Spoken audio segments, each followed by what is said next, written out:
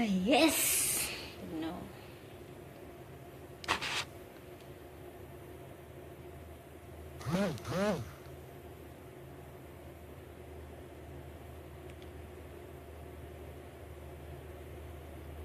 Paano nabantahin? Bed up 5 minutes. Nakanta daw ako.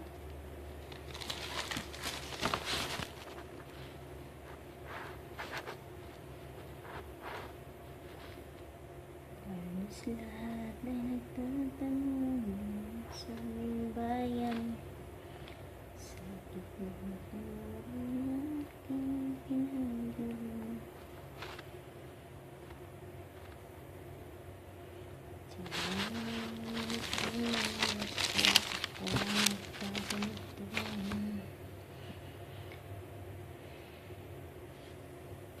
Walang nanood kang Rob Chay. Late na kasi si Rob Chay. 12:21. Bagsak ako kahit walang nanonood. Good morning po to all ka-amers. Ako po pala si Charito si Romo, online entrepreneur from Saudi Arabia, OFW from Saudi Arabia. Yes, ang topic ko po ngayon ay belief. Belief. Bakit belief? Kailangan po sa ating negosyo, kailangan po yung 100% na paniniwala. Maniwala saan? Maniwala ka sa produkto, maniwala ka sa kumpanya, maniwala ka sa may-ari, at magtiwala ka din sa upline mo. Pasalamatan mo yung upline mo na dinala ka niya dito sa M Global. Napakagandang opportunity. At maniwala ka din sa cruise line mo dahil makakatulong din yan sa iyo.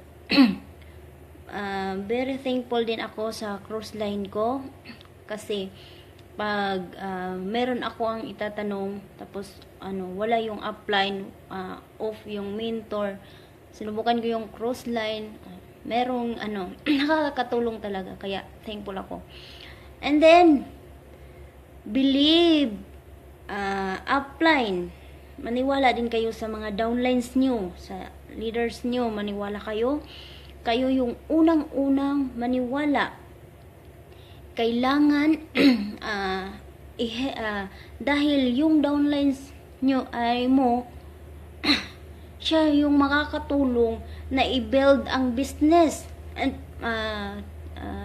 trust them and believe the skills and love and teach him, be a different on their lives, help them. Tulungan mo siya para mag-grow.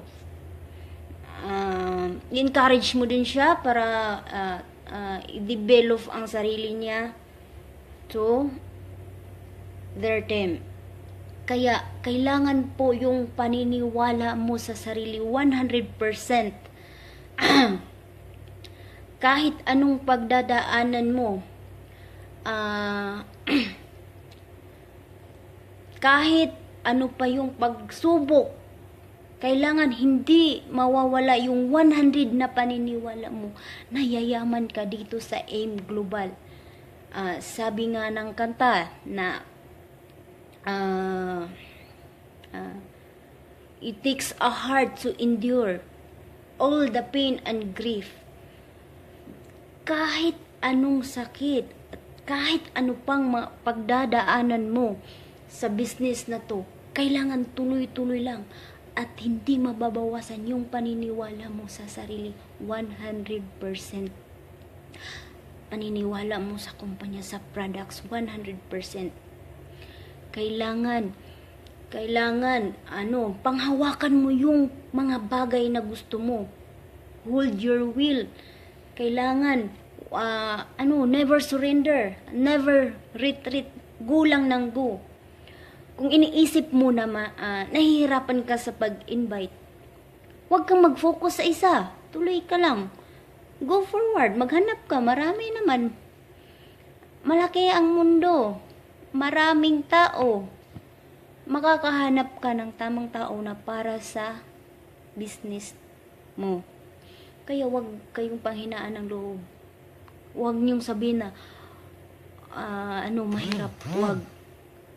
Ay, naku, parang hindi ko kaya. Wag, kasi kapag sinabi mo na, baka, o wag, or mahirap, yan, wala kang tiwala sa sarili mo na 100%.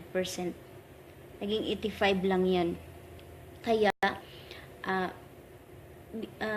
dahil sinasabi na tiwala sa sarili 100% because your thought leads to feeling. Kung ano yung lumalabas sa bibig mo, yun ang mangyayari. Kung positive yung thinking mo, positive din yung lalabas. Kaya your thought leads to feeling, and feeling create action. And feelings lead to your action, and action can create a result, either negative or positive. So kung gusto nyong positive result, ngayon pa lang, maniwala ka na, i-declare mo na ikaw na ang susunod na yayaman dito sa AIM Global. Huwag ka lang mainip maghintay. Paulit-ulit ko yung sinabi, huwag ka lang mainip maghintay. Persistently, patuloy, or persist.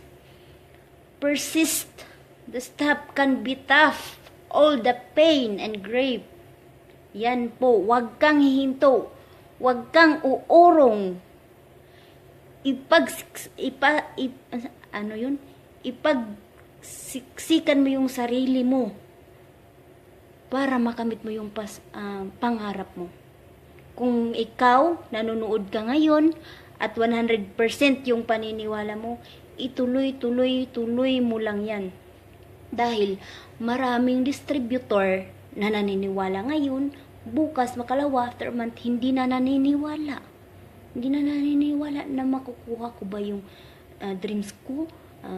Yayaman ba talaga ako?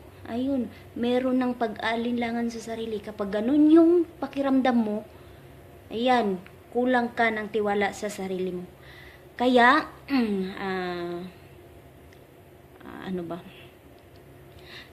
dapat 100% lang yung paniniwala sa sarili. And in spite of what you see, kahit ano pa yung makikita mo, or kahit yung maririnig mo, patuloy ka lang. Kahit ano pa yung mangyayari. Encourage yourself. Ang negative, i-think to positive. Makikita nyo ang result. Kung susubukan nyo na walang pag-alinlangan. Kaya, ulitin ko, believe in the product, believe in the company, believe in the owner, believe in the upline, and believe in your cross line, believe in your downlines, and last but not the least, believe yourself 100%. Yan lang po ang mai-share ko ngayon. Maraming salamat. Good morning, and thank you for watching. Happy Business Day. God bless you.